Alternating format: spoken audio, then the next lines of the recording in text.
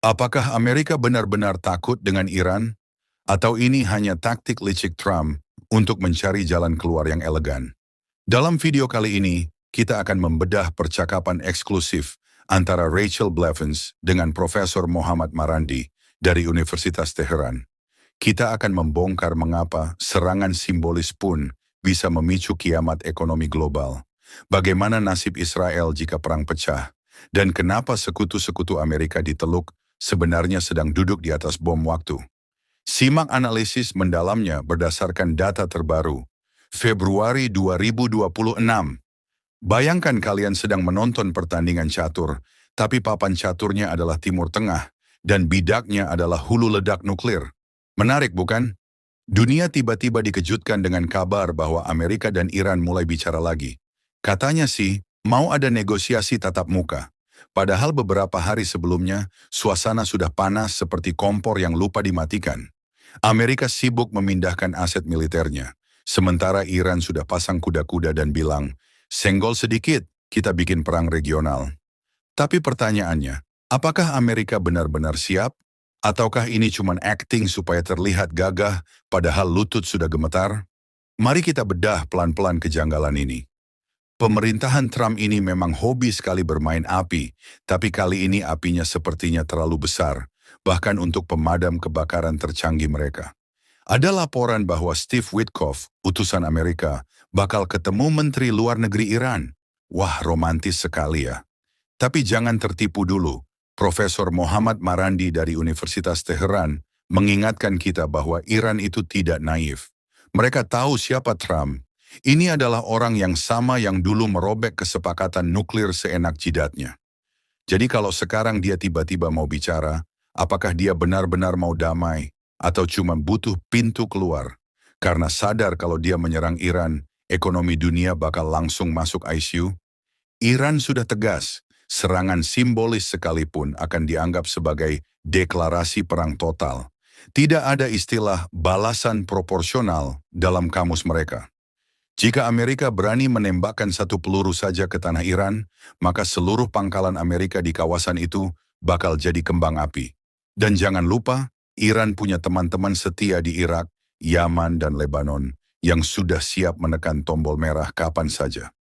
Di Irak, pangkalan rudal bawah tanah sudah dipamerkan secara online. Itu kode keras.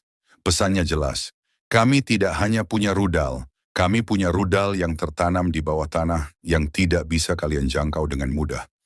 Bicara soal keberanian, mari kita bahas nasib sekutu kesayangan Amerika, yaitu Israel. Kalau perang besar ini benar-benar pecah, Israel bukan lagi sekadar dalam bahaya, tapi bisa dibilang selesai. Kapasitas rudal Iran saat ini jauh lebih ngeri dibanding 10 tahun lalu. Mereka sudah belajar banyak dari perang-perang kecil sebelumnya. Menariknya, di Washington sendiri banyak orang yang lebih memprioritaskan kepentingan Israel daripada dompet rakyat Amerika sendiri. Mereka rela mengorbankan ekonomi global demi menjaga martabat rezim Zionis. Padahal, kalau harga minyak naik gara-gara Selat Hormuz ditutup, yang teriak pertama kali itu, ya rakyat Amerika sendiri, yang antri bensin. Satir sekali kan? Membela sekutu sampai membunuh ekonomi sendiri. Tapi tunggu dulu, kenapa Iran bersikeras tidak mau mengalah soal pengayaan uranium? Sederhana saja, karena itu hak mereka. Amerika bertingkah seolah mereka adalah wasit sekaligus pembuat aturan di planet ini. Mereka bilang Iran tidak boleh ini, tidak boleh itu, padahal Amerika sendiri yang sering melanggar janji. Di mata Iran, Amerika itu seperti teman yang meminjam uang, tapi malah membakar buku utangnya. Mana bisa dipercaya? Profesor Marandi bilang, sebenarnya hubungan Amerika dan Iran bisa normal-normal saja kalau tidak ada campur tangan rezim Zionis. Zionisme inilah yang jadi tembok penghalang besar. Tanpa itu, mungkin Trump dan pemimpin Iran sudah ngopi bareng sambil bahas bisnis properti. Sekarang coba kita tengok para tetangga kaya di Teluk, seperti Arab Saudi. Publikasinya sih bilang tidak mau wilayah udaranya dipakai Amerika buat menyerang Iran. Tapi di belakang layar, kabarnya mereka malah membisiki Amerika. Serang sekarang atau Iran bakal makin kuat. Ini namanya main dua kaki, tapi kakinya pendek semua. Mereka lupa kalau mereka itu cuma penyewa keamanan. Pangkalan militer Amerika ada di tanah mereka. Kalau Iran membalas, rudal-rudal itu tidak akan tanya paspor. Fasilitas minyak mereka akan jadi target empuk. Dan jujur saja, tanpa ekspor minyak, negara-negara itu cuma sekumpulan pasir dengan gedung-gedung tinggi yang kosong. Mereka sangat bergantung pada stabilitas, tapi malah hobi memicu instabilitas. Jenius sekali. Jangan lupakan juga peran Cina dalam skema besar ini. Amerika mungkin merasa masih menjadi polisi dunia, tapi Cina sudah mulai membangun pos-pos pengaruhnya. Dunia sudah berubah dari unipolar menjadi multipolar. Iran adalah pilar penting dalam dunia baru ini yang tidak bisa dikontrol oleh Amerika. Inilah alasan sebenarnya kenapa Washington sangat bernafsu melakukan regime change atau pergantian kekuasaan di Iran. Mereka benci melihat ada negara yang berani bilang tidak pada perintah mereka. Tapi masalahnya, Iran bukan negara kecil yang bisa digoyang dengan sekali tiup. Dengan populasi yang besar dan teknologi militer yang mandiri, mencoba menggulingkan pemerintah Iran itu, ibarat mencoba merubuhkan tembok beton dengan kepala. Mari kita bahas soal ISIS. Ada poin menarik yang diangkat oleh Ayatollah Khamenei. Dia bilang kekerasan yang terjadi di Iran belakangan ini mirip sekali dengan kelakuan ISIS. Dan siapa yang menciptakan ISIS? Mantan Presiden Amerika sendiri pernah keceplosan bilang kalau mereka punya andil dalam hal itu. Jadi Amerika menggunakan taktik pecah belah dari dalam melalui terorisme, lalu berpura-pura menjadi pahlawan yang datang membawa solusi dan bom.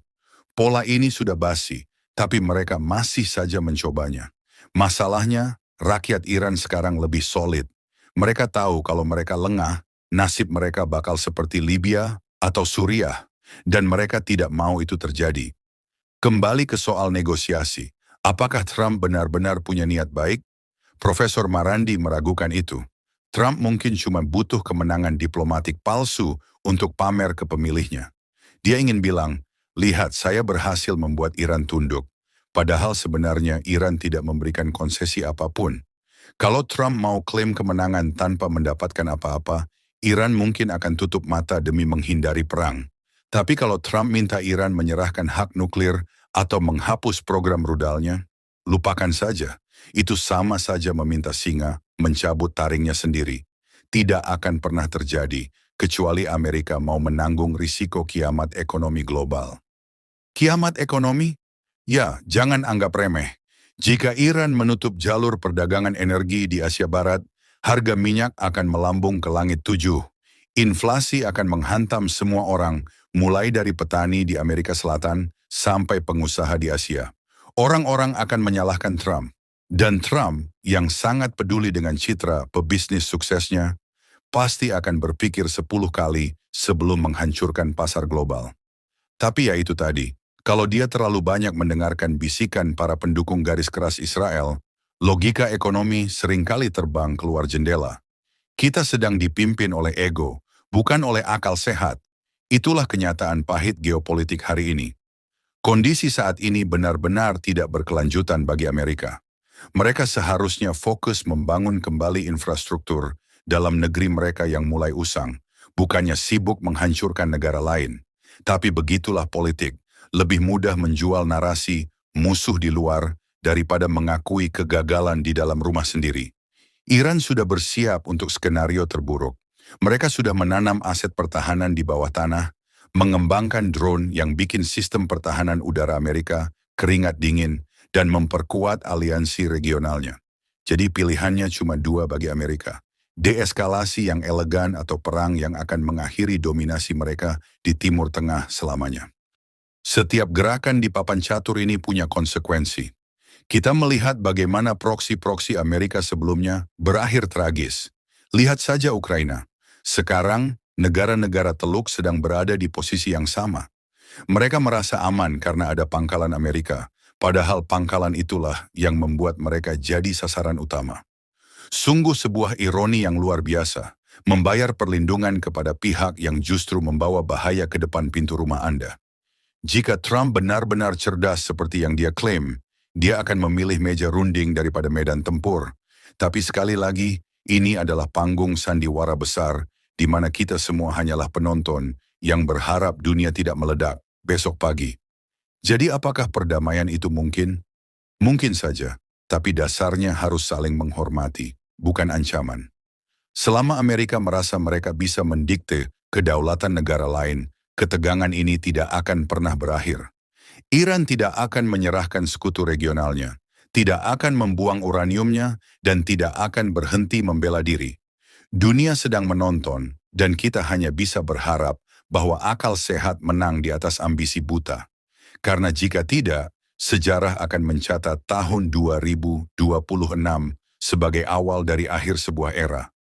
Sebuah akhir yang dipicu oleh kesombongan dan ketidakmampuan untuk belajar dari kesalahan masa lalu. Mari kita lihat siapa yang akan melakukan skakmat duluan. Nah, dari sini kita belajar bahwa geopolitik itu bukan cuma soal siapa yang punya senjata paling besar, tapi siapa yang punya nyali dan strategi paling matang. Iran telah menunjukkan bahwa mereka tidak bisa digertak dengan gertakan sambal. Amerika, di sisi lain, sedang terjebak dalam dilema antara gengsi dan realitas ekonomi. Jangan lewatkan perkembangan selanjutnya, karena dinamika ini berubah setiap detik. Pastikan kalian tetap kritis dan tidak hanya menelan mentah-mentah berita dari satu sisi saja. Dunia ini terlalu kompleks untuk dipahami hanya dari headline berita mainstream yang seringkali cuma jadi corong kepentingan tertentu. Terima kasih sudah menyimak analisis ini sampai akhir. Nantikan analisis berikutnya. Jangan lupa like dan subscribe. Kalau kalian suka pembahasan seperti ini, mari menjadi lebih cerdas tentang dunia di sekitar kita. Sampai jumpa di video berikutnya.